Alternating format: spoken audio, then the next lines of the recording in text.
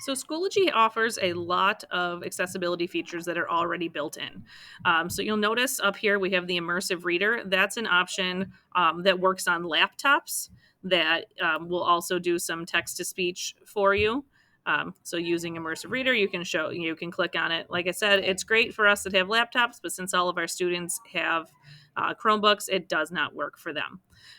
You can also use Read and Write for Google when you are also in Schoology. So you can click on the Read and Write for Google icon that you've used before, and you can use all the features as if you've done it in the past. So it works out well. So if I were to use Read and Write for Google in Schoology, you can click on it, and it sometimes works. There we go. So you can see that Read and Write for Google also works.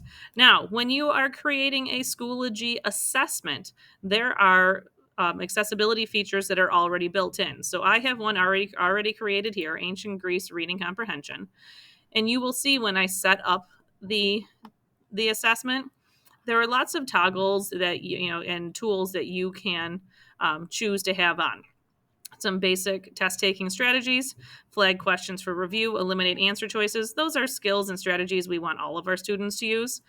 This one being the most important, the text to speech toolbar with screen masking during the attempt. You have to have this turned on in order for the text to speech toolbar to appear for students while they're taking the assessment.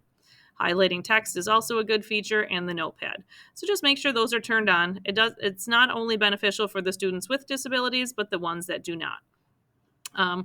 Then I'm going to go into preview so you can see what that looks like. So when you start your attempt, you will see that the text to speech toolbar will pop up here at the top. So you can press play and it will start to read.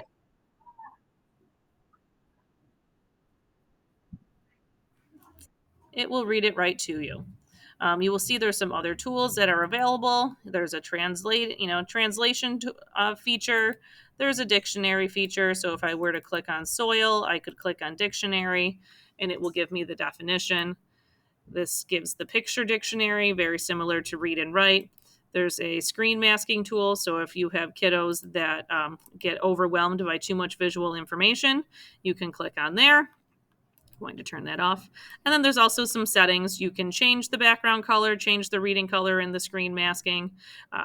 There's features that you can change the voice, the speed, the text magnifier, the highlighting. There's a lot of options here that the students can use to make it work best for their eyes. There's some other accessibility features here. You will see it's right here with the little body icon with the circle. It's accessibility.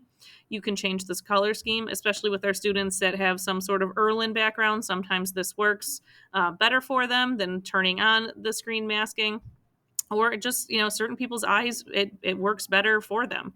You can change the font size. I use this a lot when I'm trying to demonstrate for students, like when I'm going over the directions for an assignment, that I can make it larger up on the Epson projector. So I'll click huge and then they can see it better. And then there's also a zoom feature as well. So these are the other tools that you've turned on. You have your flag for review. So if you have a question that you're unsure of, you can go back and review that question. You have your eliminate answer choices as you're reading. If you know A and B are not correct, you're using that test taking strategy to increase your chances of getting it correct. Here's the notepad. That works for the memory dump strategy. So at the beginning of an assessment, you can write down everything that you remember about that topic. So these are all features that you have access to that you can either turn on or turn off for your students.